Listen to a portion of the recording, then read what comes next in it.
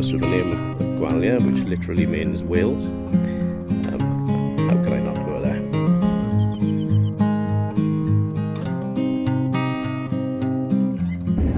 So effectively I would have done the Nullarbor in 2 days.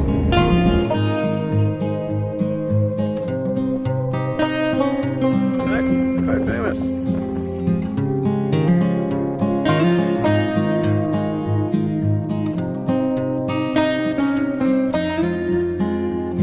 Yeah, they really got some nice beaches.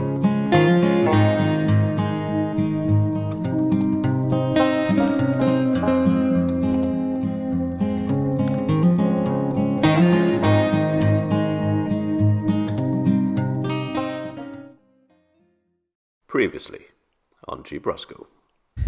This is the gap, a natural, well, it used to be a bridge there, but it's now just a gap. And yeah, quite a fantastic little beach.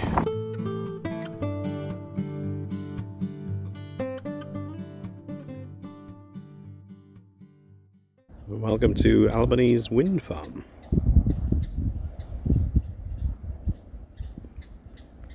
Quite a substantial one on the outskirts of town.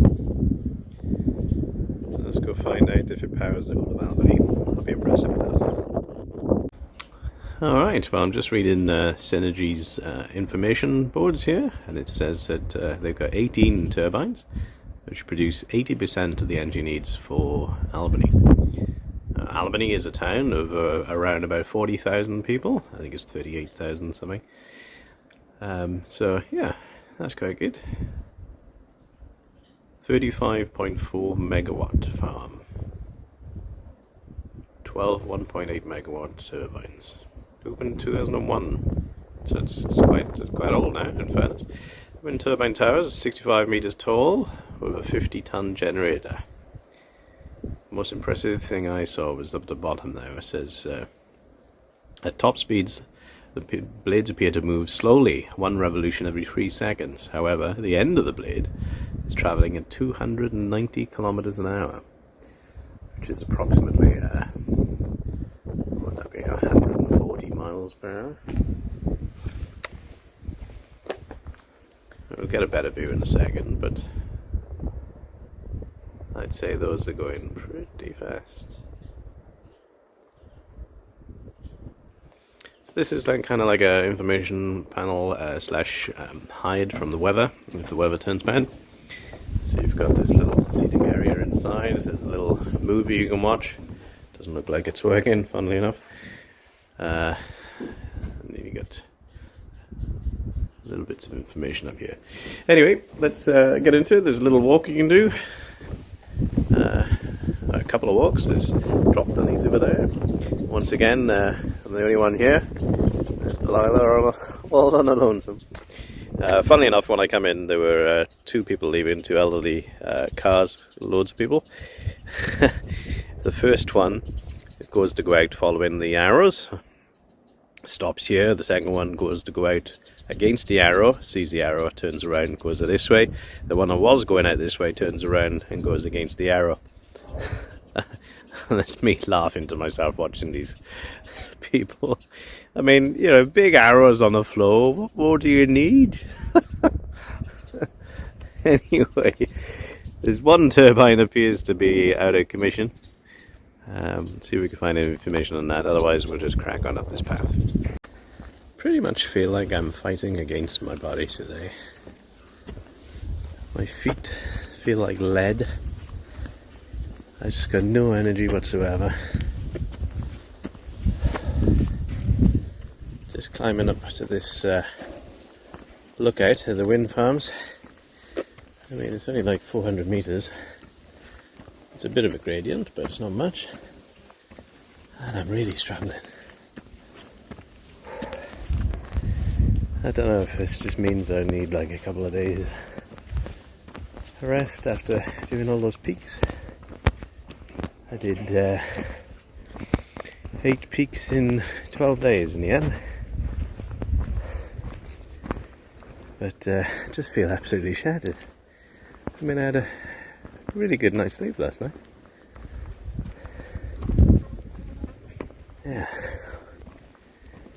Anyway, times like this, I just say to myself, you've got to push through and see things like this. Look, free energy.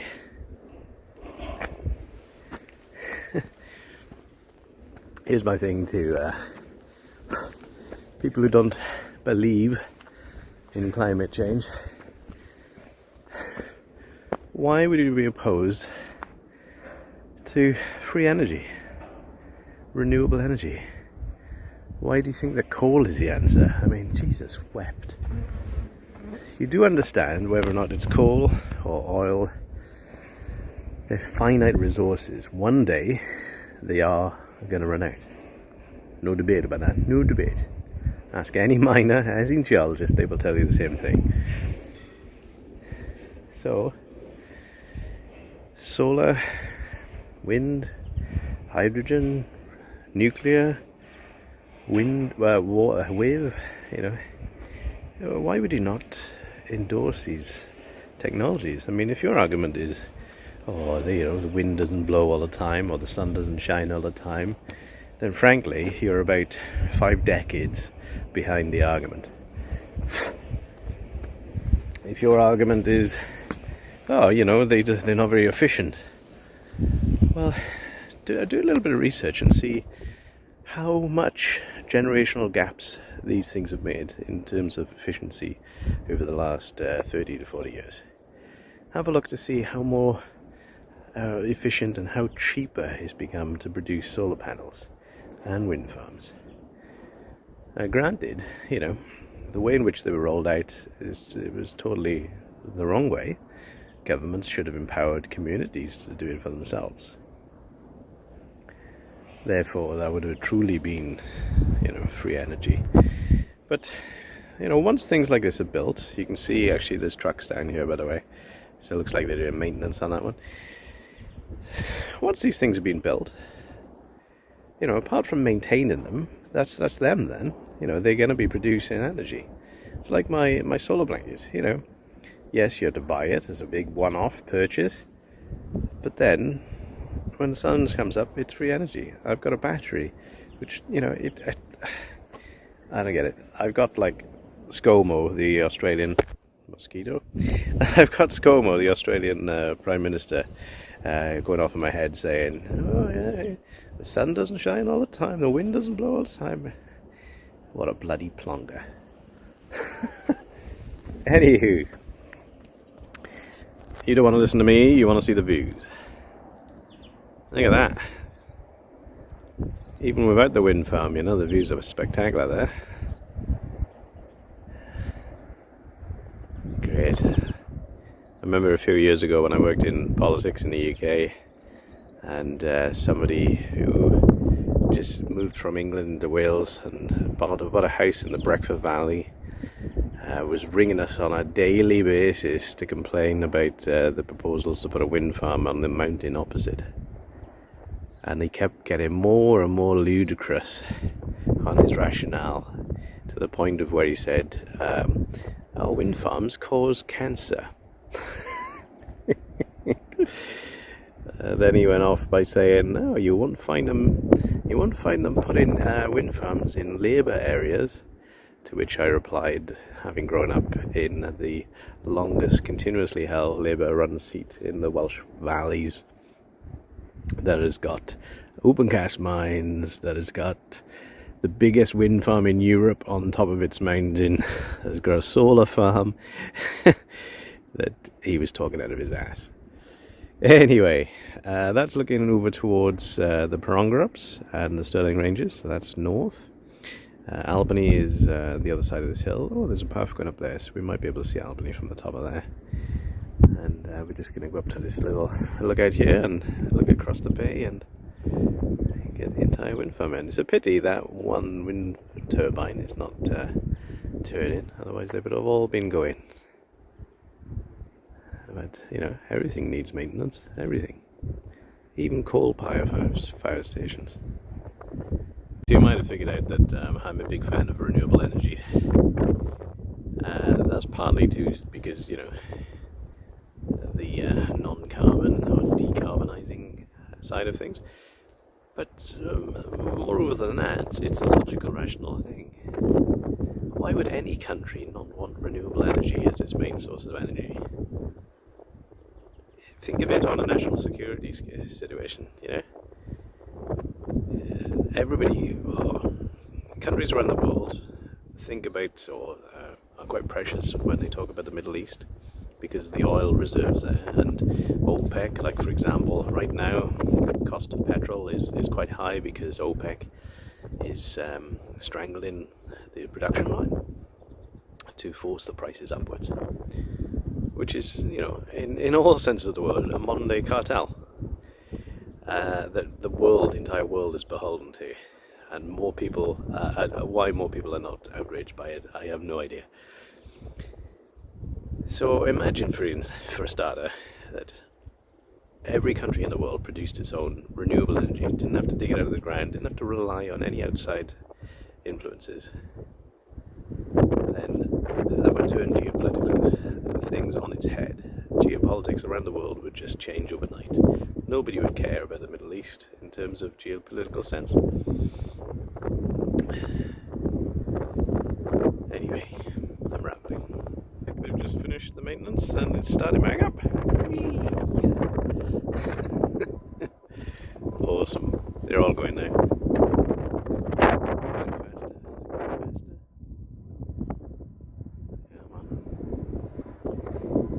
There we go.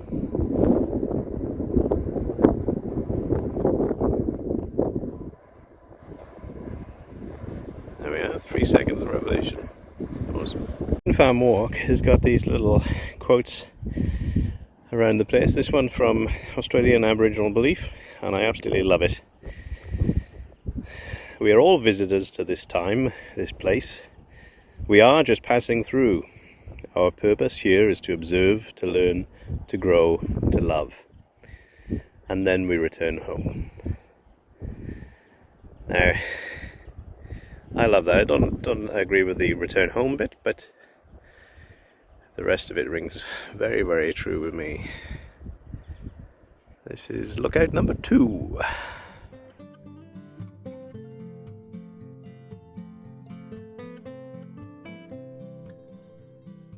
By the way, the noise of these things is definite.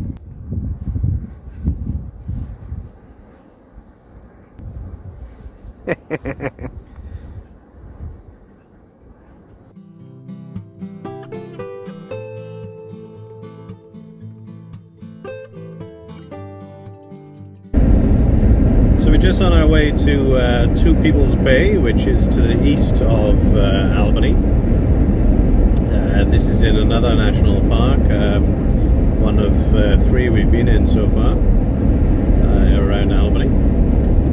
Today has been quite blustery all day today and quite overcast. When the sun does come out, it's really, really hot. And when it goes behind the clouds and the wind picks up, it's quite cold. I'm hoping, like you can drive on Two People's Bay, I'm hoping that the wind, I've been told it's quite a sheltered bay.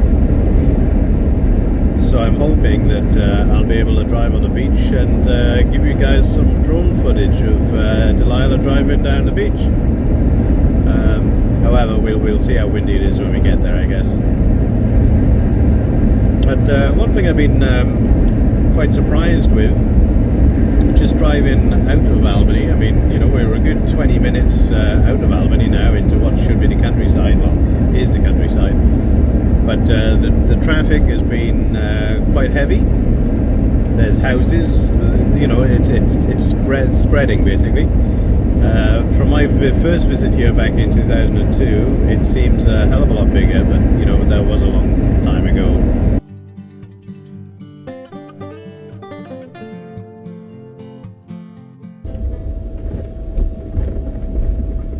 There's a visitor centre?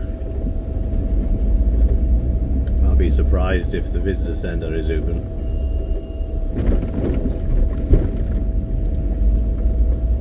I'm surprised they've even got a visitor centre, seeing that it's a nature reserve, not a national park. As most of the national parks I've been in to date have not had a visitor centre.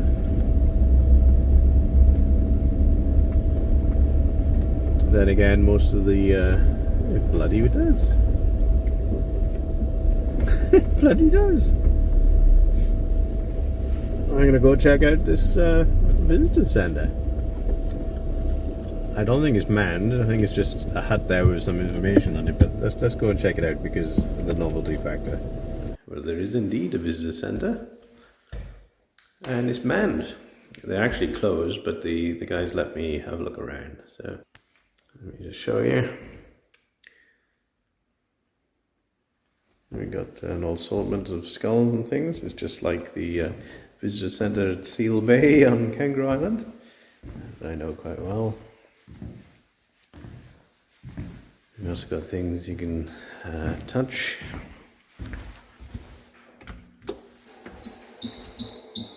It's a territorial song. Let's have a look at the short song. My territory, but I'm not going to attack you.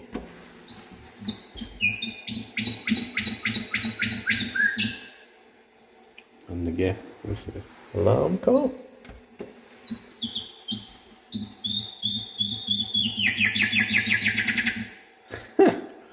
Close your eyes, see if you can identify this one and go.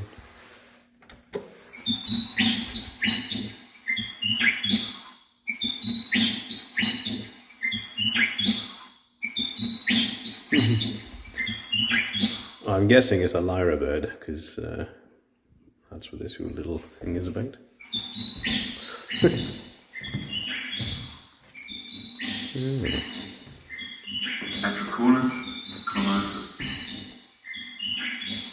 Yes, it's quite a cool little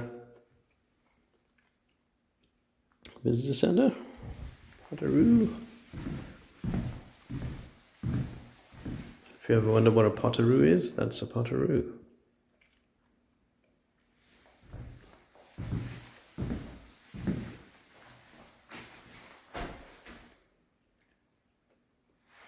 Another thing about the fight against Phytophthora and dieback.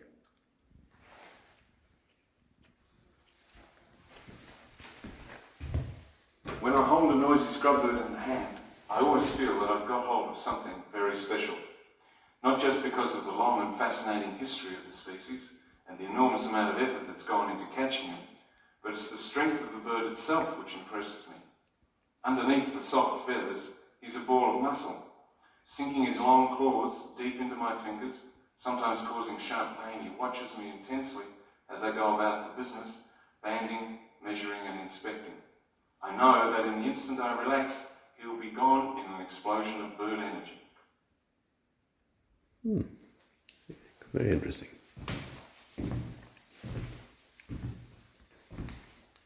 It's the Aboriginal name for potteroo. Dalgat. Dalgat. Dalgat. I have no idea what she's saying there. And the scientific name. Potteroas gilbertii. There we are.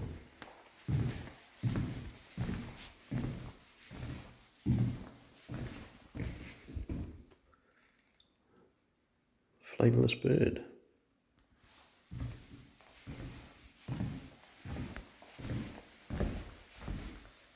Some examples of snake skins. Carpet python.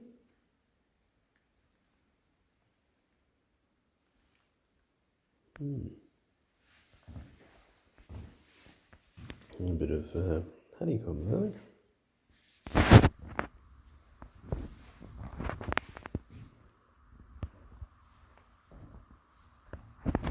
Seabirds. Whale bowline. I have no idea what bowline is.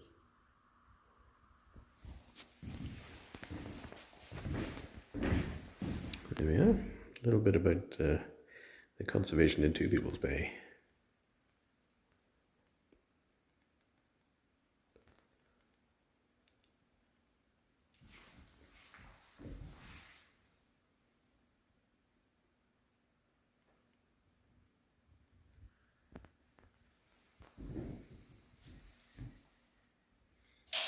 Doesn't it normally be open?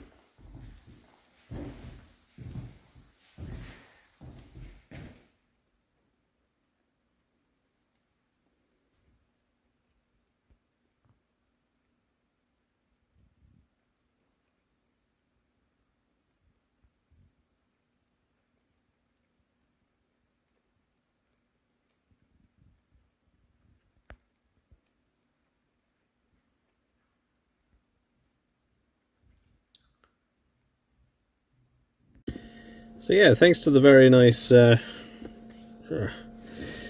parks officer Mark, who opened up the centre for me once it was closed, and give me a little run through of a couple of walks and things I can do around here. So we're going to drive down to the beach, and then from there we can do a little heritage trail walk, which takes us up to a bit of a lookout.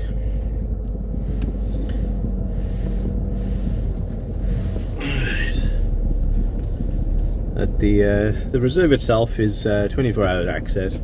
It's just the visitor centre that's closing. Funnily enough, a friend of his has just gone over to Kangaroo Island to work as the fire control officer. Small world. For those of you who don't know, I lived on Kangaroo Island in South Australia for almost 3 years. As the head of communications and media for National Parks and Wildlife on the island, or officially as the Natural Resources Kangaroo Island, as it was called then, which was a combination of Parks and Wildlife and the Natural Resource Management Board before the new government come in and decided to split them up. They'd only been put together a couple of elections prior, so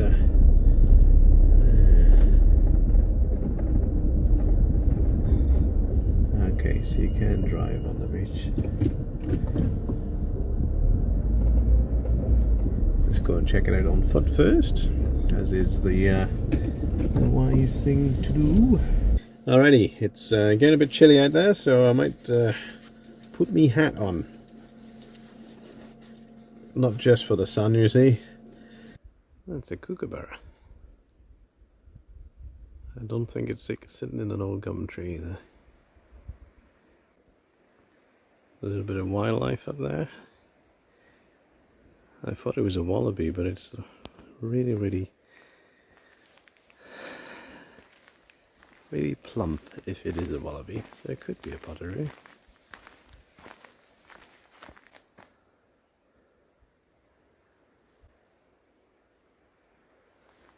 It hops like a... there it goes.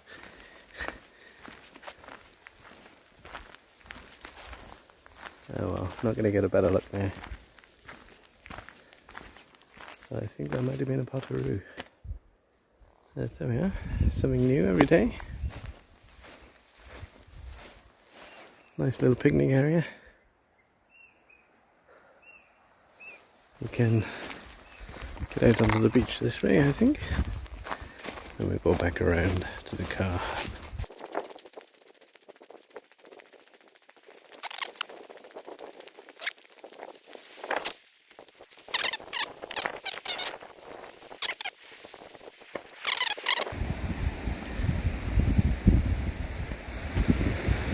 And there's a river there. Mark said to me that was flowing until last week. And then there was a southwesterly that came in and brought all the sand with it, blocked it off for another 6 to 12 months.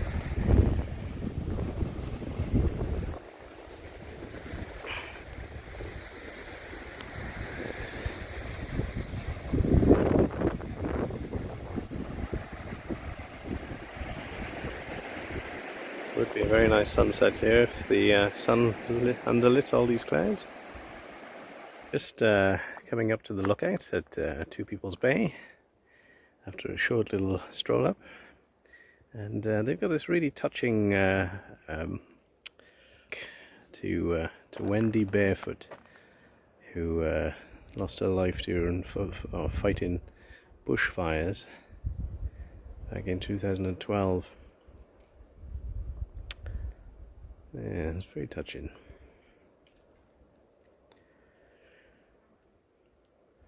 Yes, thank you, Wendy.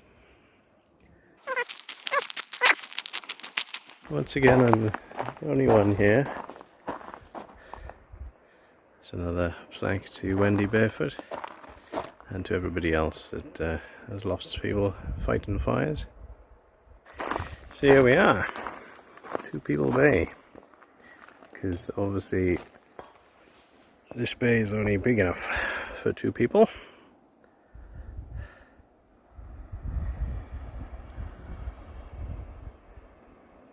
Mark, the visitor information officer, was just telling me that there was a southern right whale in here the other day. Apparently it goes out quite deep, and the whale was just there lying there on the surface bobbing around whilst its little one was swimming around. Now, I was hoping to drive on this beach, but I've come to the wrong end apparently. Just where the trees are down there is actually a protected area, helping to save hooded plovers and other nesting birds. On the far side of the bay there's a campsite, and you can drive down roughly as far as that guy is over there. Yes. But, I'm constantly surprised so far on this trip, constantly. Absolutely beautiful. Alright, I'm going to take some photos and then see if we can head around the headland to another small bay.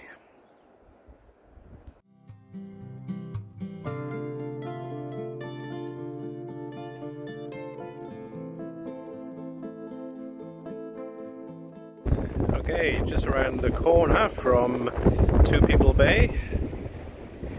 I've just found out, by the way, that's Many Peaks Nature Reserve across the water. Just around the corner from Two People Bay is Little Bay. Look at that. It's beautiful. Some people fishing on the rocks over there. Apparently you can't climb these peaks because this is where protected potteroo breeding areas. Alright, time to head back to camp. Quite literally.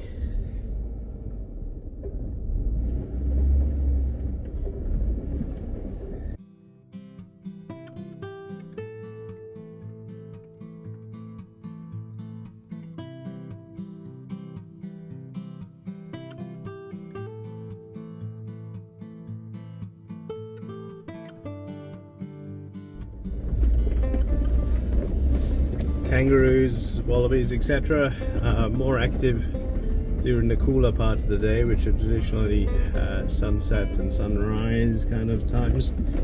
Also the hardest time to see them because the sun is sitting so low in the sky. So this is a danger time for wildlife.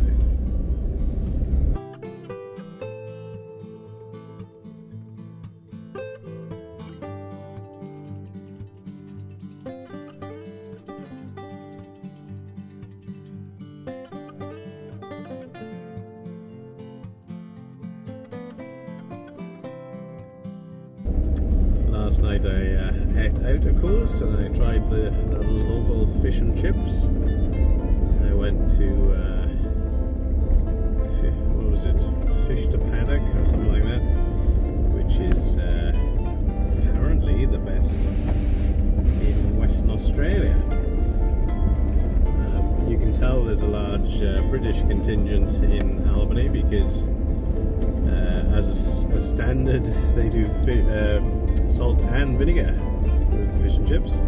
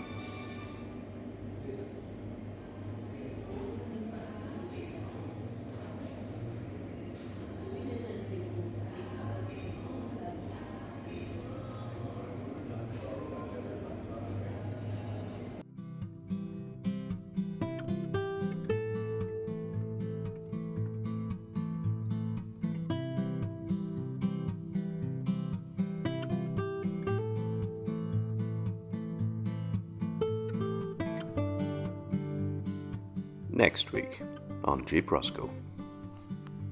That, my friends, is a nail. So this is Dog Rock. I don't know why, but I'm quite tickled by this weather vane.